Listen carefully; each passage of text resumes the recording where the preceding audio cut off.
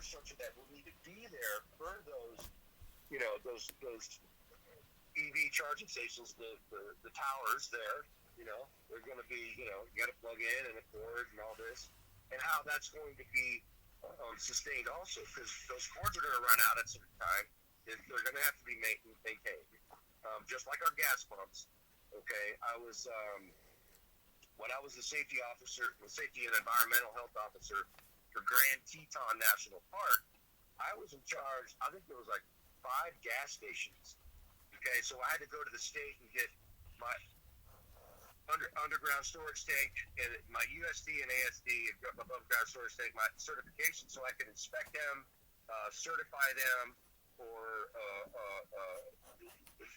take measures to ensure that the operators would comport with the Code of Federal Regulation, and not only that, when I was in Oregon, Washington, and Wyoming, I had to deal with oil and gas companies that were drilling and everywhere they could, and they had 2 fatalities actually, and I had to show up because it produces a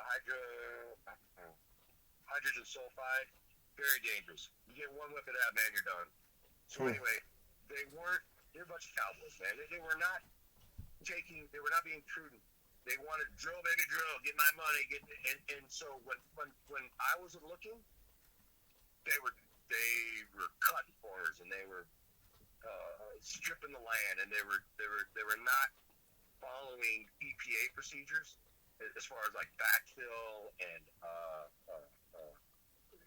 bringing the impacted point back to the most acceptable situation, not where it was to the original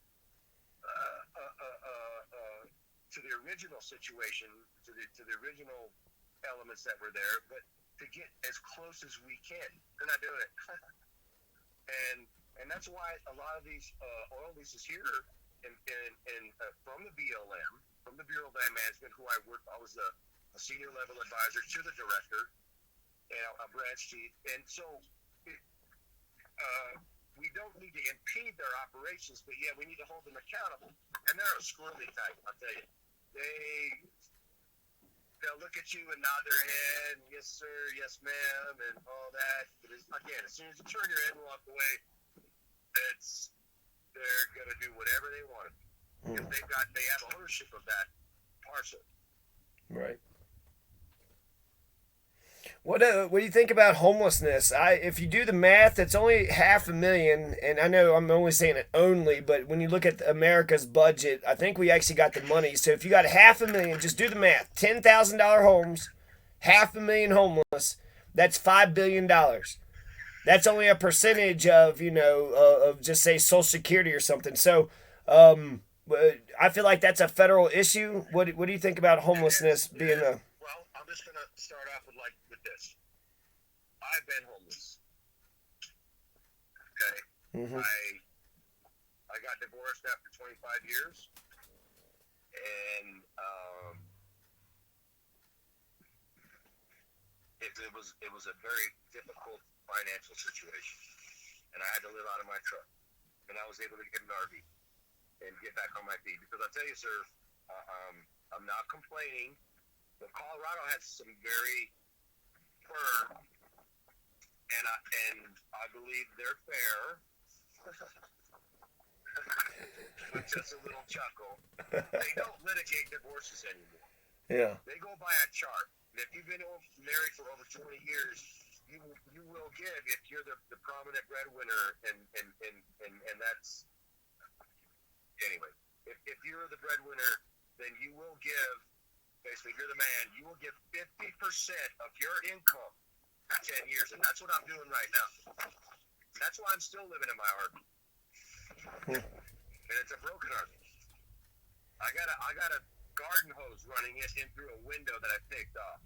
Okay, the air conditioner doesn't work. I do have 30 amp plugged in, but the electrical system's shot, so I had to put a standalone air conditioner and run that out a window.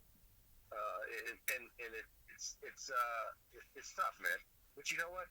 I'm not going to give up. because this is nothing to me. To me, I was Air Force pararescue, and I was a pararescue instructor. I was special operations.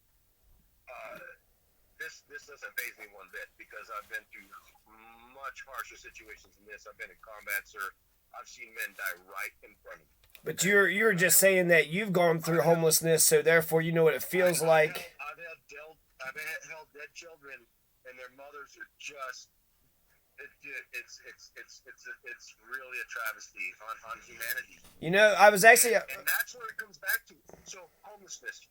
If one person, sir, if one person is homeless in this town, in this city, then I have an unhealthy community. And that's from a public health standpoint. That's from my master's degree in emergency management.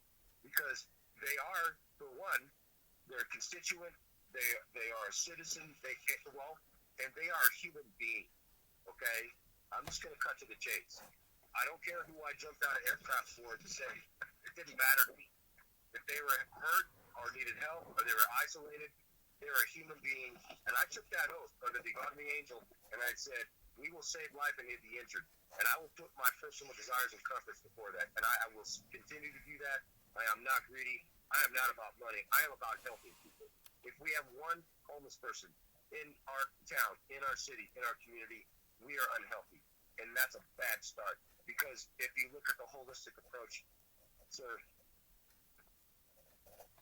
if you have one unhealthy person in your community, that's a vulnerability. That's a point of failure. I agree. There's also the thing where we're as weak as our weakest Oregon, link. I'll tell you what, Oregon. Yeah. And here's the other thing, sir, is that we can model there's best practices out there.